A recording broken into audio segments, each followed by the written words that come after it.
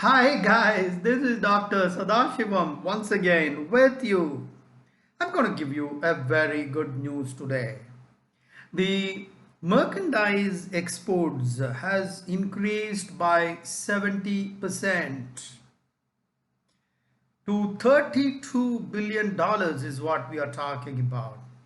Now, $32 billion, guys, half of this has come from three important sectors, which is engineering, petroleum, and gems and jewelries. In fact, on engineering, $9 billion approximately. Petroleum and petroleum products is about $5 billion. Gems and jewelry is somewhere around $3 billion. So more than 50% of the $32 billion have come from these three important sectors. And not just that, the trade deficit in goods is just $6.8 billion, which is the lowest in the last 8 months. Now, what is trade deficit? Trade deficit is just the gap between your exports and imports. The trade deficit was actually $15 billion same time during the last year. Look at now, it's just $6 billion. That typically means that the balance of trade is in our favor and it is improving a lot. Now, if you look at sectoral growth, 25 out of the 30 export sectors grew during this year. Lots and lots of good news I would like to share with you. Exports to US, UAE, Singapore, they've all recorded highest jumps during this year, right? These are some of the very good news. Don't think some angel from the sky came and made all this happen. Definitely not. It is all because of calibrated policies by the government of India in the last 1 year, right from the time this COVID struck us during the first wave during March of last year. Whether all the decisions were done right? Absolutely not, because we are walking in a dark forest. There is no illumination floodlights which will illuminate the whole forest in terms of what it is. In such a situation, it is like walking in a dark forest. We really don't know what the next step is. We only have a small matchstick in hand which can give you only the light to take the next steps. We might have made some mistakes. The whole country was under lockdown last year, but we learned the right lessons. Now, when the second wave hit us, we didn't impose that kind of a lockdown throughout the country. What the government did was sectoral lockdown, regional lockdowns. Mobility did not get affected. The states were given the power. Lessons were learned, and most of the lessons we learned were incorporated into our future strategies. The states were empowered completely under your cooperative federalism or whatever, depending on the severity. The states were empowered to take their own decisions. And the proof of the pudding is in the eating, which is very clearly evident from all these figures that I'm sharing with you. I've put up so many other videos also in terms of the government's contribution, in terms of managing inflation and the growth targets, bond markets, how exogenous factors are affecting the country. I've put up a lot of videos on all these things. I encourage you to watch those videos. There are certain downside risks. We can't be complacent about that. We need to keep in mind those downward risks. George Santanya once said that if you don't learn the right lessons from history, you are condemned to repeat it. Committing a mistake is definitely not a mistake, but committing a mistake and not learning from that mistake is a much greater mistake than committing a mistake.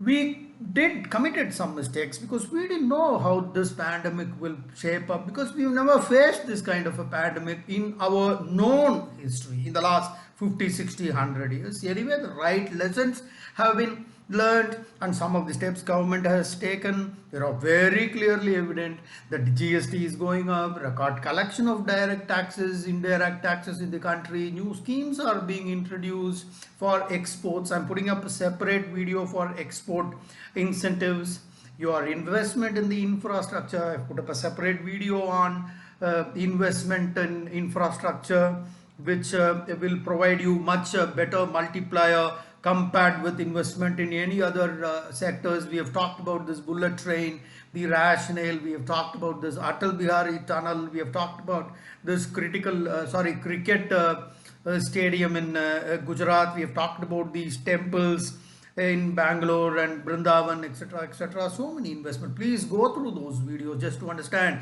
how investment in infrastructure, right, helps the country grow. Now there are some downside risks in terms of third wave. We should never let our guards down, especially something what we did in the second wave. The government also should keep in mind certain things. The good movement, especially the export consignments, should not be affected by this lockdown because we have commitments outside the country. Any failure in those commitments can project a very bad image about the country, which can affect our future potential businesses. Your night curfews or any other lockdowns which are imposed by the state governments should not interfere with the movement, especially movement of exports. Export promotion schemes like ROD, TEP, we have put up a separate video on that. It stands for ROD, TEP, remission of duties and taxes on export products. Guys, some people are listening it for general knowledge, but those of you who are listening to this video for purposes of sitting for IAS, IPS and the civil services examination 2021, remember these things are extremely important. They can figure in your prelims, they can figure in your main examination. In the main, it will come as an essay type of question. You need to substantiate it with lots of data, dates, persons, etc. But in the preliminary examination, those will be objective questions. So for SAS, you need to have complete information, right? The government has introduced these extra, export promotion. 17,000 crores have been allocated. 2,000 crores have been extra allocated to clear out the arrears, your MEIS, SEIS schemes, and all those schemes have become, of course, defunct, and I've put up a separate video on that. Now coming back, we have talked about the merchandise export. Remember, we started with 70% increase in the export. That was merchandise. But if you take that along with services, India recorded a surplus of 1.6%, guys. We talked about deficit. Now we're going to talk about surplus. If you take along with service, it is a surplus of 1.6% of your GDP in the month of May. So exports including the services grew to $62.89 billion against a much lesser value last year, I think $39-40 billion. And we are also seeing good growth of forward bounds shipments. They are all very robust. We are on in the right direction. We were slightly late in the journey of 5 trillion. This COVID has really struck us very hard. The second wave has also hit us very hard, but we are on the right direction to achieve $5 trillion economy as envisaged by our Prime Minister, Mr. Narendra Modi. Okay, guys, I hope you enjoyed this lecture.